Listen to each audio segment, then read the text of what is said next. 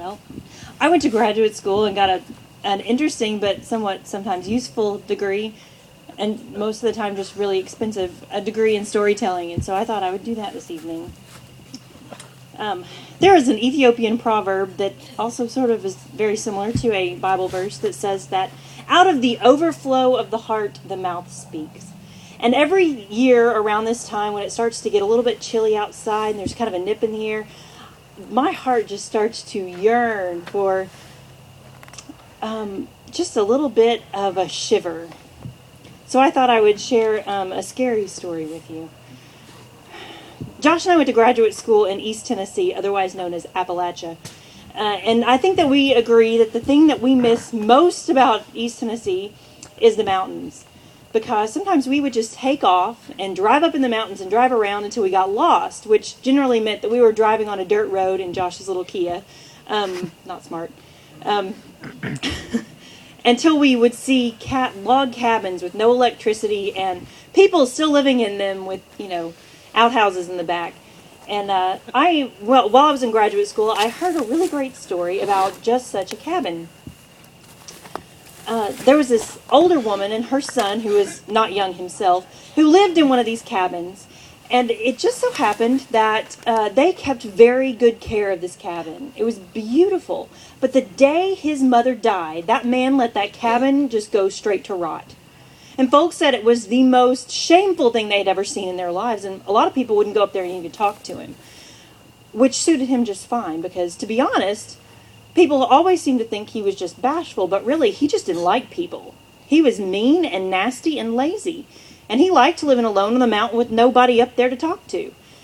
Which wasn't entirely true, because he had 3 hound dogs. And they were some of the best hound dogs that anybody had ever seen on that mountain. But it didn't do him a lot of good one fall. It got real cold, real early. And the game dried up pretty quick.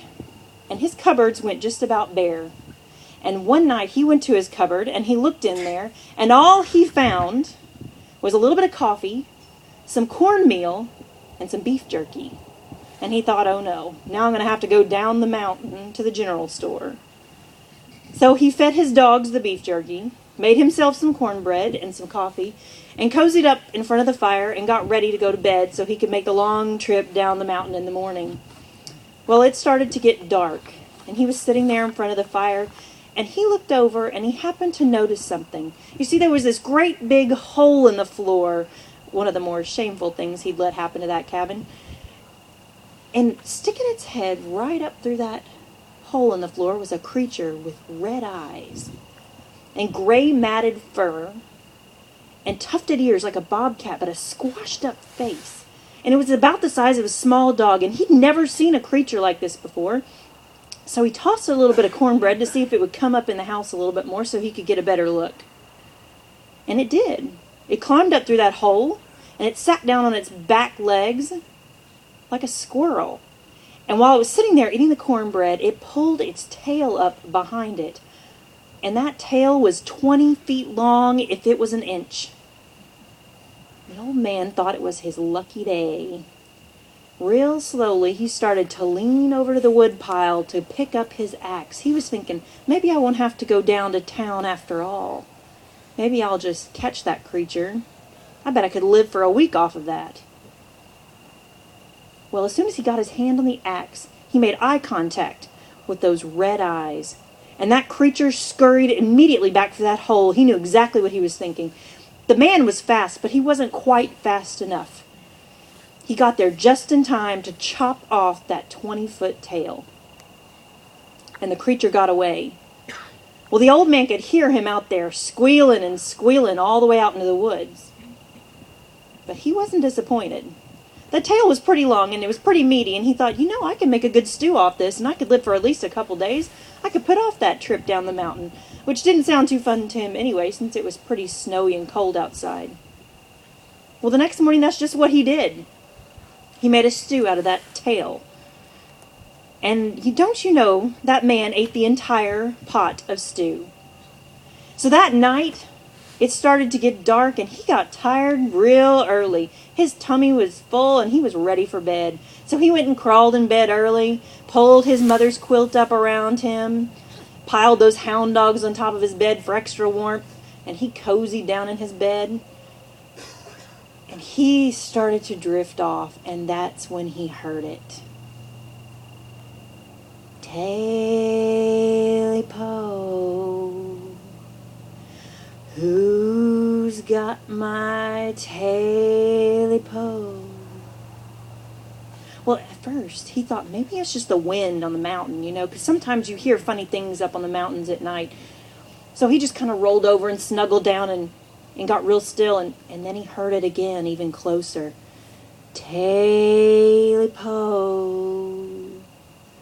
who's got my Tailypo?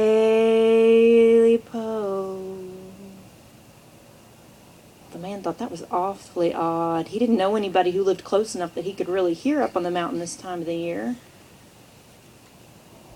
But he kind of snuggled down and waited and thought, nobody'd come up here with these dogs and